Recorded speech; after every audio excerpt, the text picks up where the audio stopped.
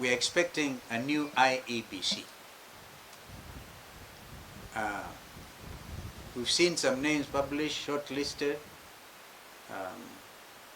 Our urge is, and I want to ask agencies to vet them.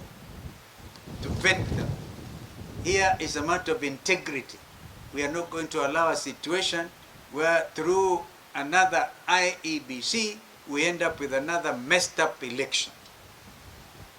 By the way, now that Raila has gone to join Ruto, they should now open the servers.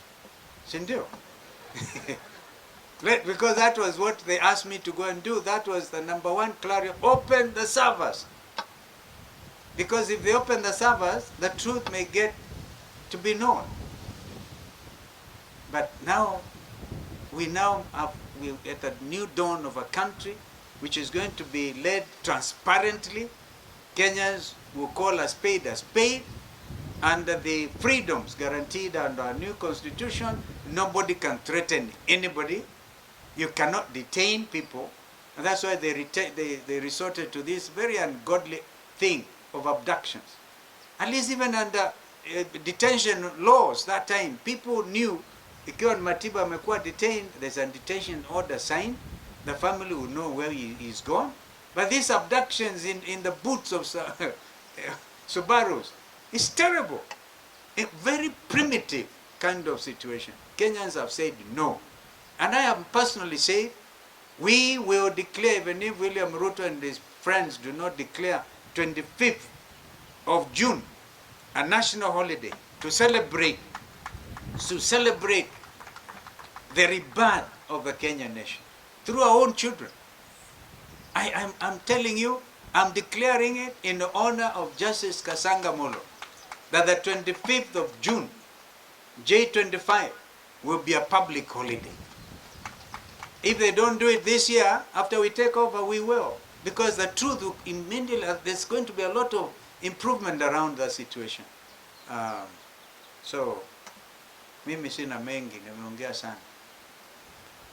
Parliament has already been compromised. And you know, you saw that young man here. On the 25th of June last year, Parliament was impeached by the people of Kenya, exercising their right under Constitution 2010, a proper legacy handed over to us by Mzee Kibaki, and of course, those of us who are there. Yeah.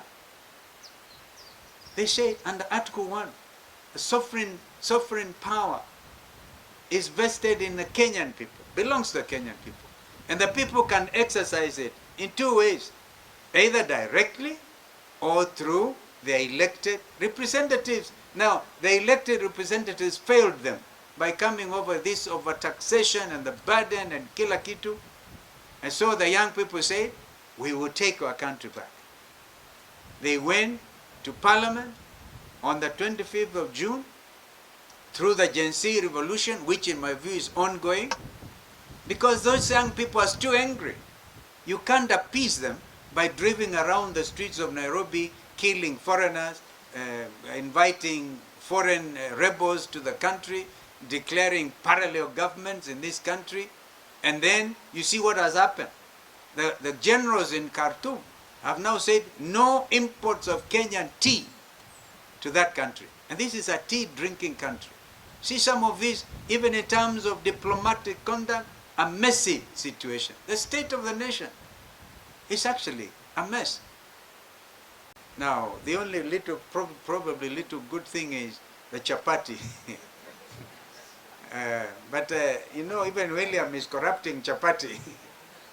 He says his name is El Chapati or Chapo, El Chapo or something.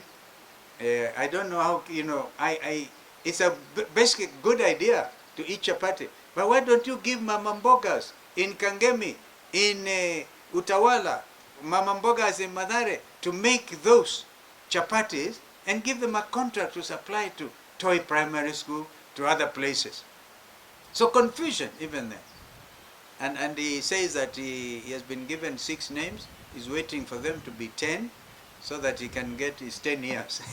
I think the mental health is a situation here. I think we have to check on the mental health of the chief executive. of this country, that he thinks by giving him 10 names, and they are all very well elaborated, that translates to 10 years. Mental health, Sylvia. So I don't want to continue to bore you. Let's all now work together. And I want to thank this young man, the Speaker of County Assembly of Makueni. He's so trusted, he's so able. But now you see his ability to be a poet is something, you should never hide that talent. It is this young man, along with other people like Mutesia, formerly of Treasurer of KNUT, Daniel Yumbia. How many of you remember Daniel Yumbia? He's still around. Daniel Yumbia, Professor Mulubi, Ndoto, who worked hard to bring integration of the mountain people. So, and so the elders are still talking to others in the Rift Valley, talking to others in Kisii, talking to others in the Mijikendas. Actually, if you go to Mombasa, the Kambas are part of the Mijikenda. They call themselves Mijikumi. You unite our people so that in itself brings stability of the nation. And then everybody else must feel included. They are talking even wazee, kina Wangamati huko Bungoma na kule kwingine. People are talking. But I tell you, the steam is so solid that we are not looking back. And this time round, ni ukombozi wa nchi. Senator Maanzo, thank you for what you are doing. You've just come.